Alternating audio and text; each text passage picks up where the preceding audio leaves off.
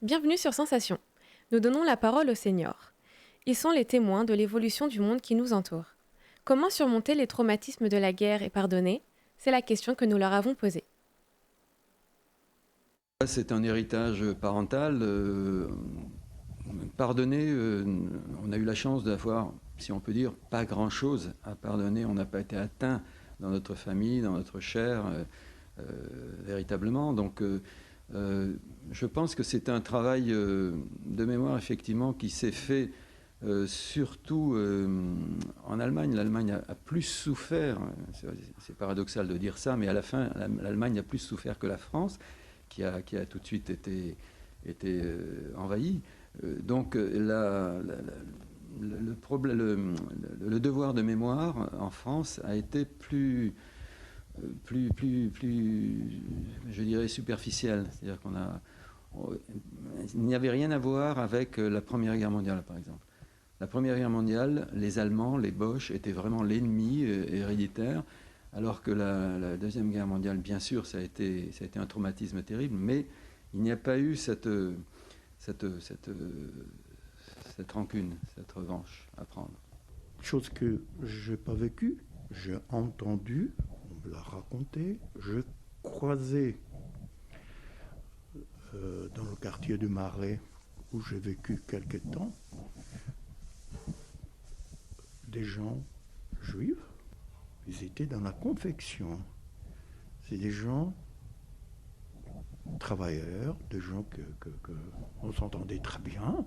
Je n'ai jamais remarqué ce que j'ai entendu des mêmes juifs en France m'ont raconté les souffrances de la guerre.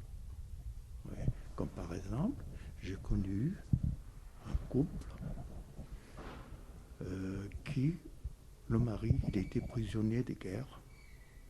Il était tatoué. Et il m'avait raconté qu'il était prisonnier de guerre avec son beau-frère. Et ils sont partis tous les deux à Auschwitz. Ils sont en vie. Pourquoi? Parce que lui, il nous a dit, le train, il n'a pas arrivé là-bas. C'est tout ce qu'il nous disait à l'époque. Donc,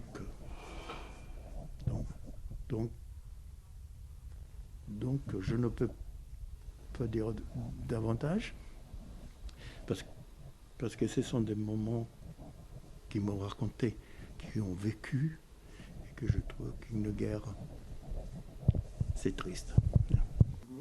Alors, j'ai aucun mauvais souvenir, parce que j'étais ici, moi j'étais en la campagne, mes parents étaient en banlieue parisienne, mais nous, mes grands-parents avaient une maison, et mes parents, avec ma sœur, on nous a amenés à Vaumort pour qu'on subisse pas. On a subi les premiers bombardements. On a eu peur, alors on s'est demandé ce que c'était, alors papa nous dit, mais c'est rien, c'est monsieur Montagnon qui ressemelle ses chaussures. Bon, tout ça s'est passé comme ça. Mais quand même, le lendemain, quand on a été à l'école, les copines nous ont dit, mais t'as entendu hier et tout ça? Ah, bah oui, d'accord, c'était... Vous voyez, papa et maman minimisaient la chose pour pas qu'on ait peur. Et après le troisième bombardement, on est arrivé à Vaumort. Pardonner, on ne peut pas pardonner à des gens qui ont comment dirais-je, martyrisé, c'est pas possible, on peut pas pardonner. Moi, je trouve que il y a tellement de gens qui ont souffert, et puis c'était quand même terrible quand les déportés et tout ça, on peut pas pardonner, hein, ça c'est sûr. Moi, j'en avais un oncle qui était prisonnier, mais bon, lui, il n'avait pas été malheureux, il avait une copine et tout, bon, il n'était pas malheureux, mais il y en a beaucoup qui ont quand même dérouillé, hein. C'était quand même difficile. Puis nous, on était plus petites, alors on avait des rations de chocolat, de lait, de ci et de ça.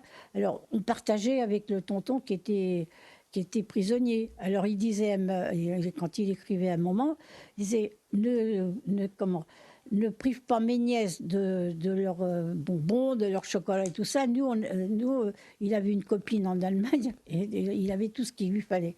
Mais ça fait rien. À un moment, elle continuait quand même à lui envoyer. Voilà. Moi, c'est ça qui m'a manqué le plus quand j'étais pendant la guerre.